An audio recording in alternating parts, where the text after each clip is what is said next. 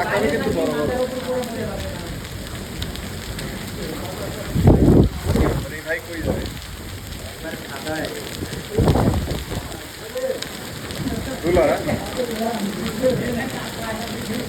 পাথরতে দিলে না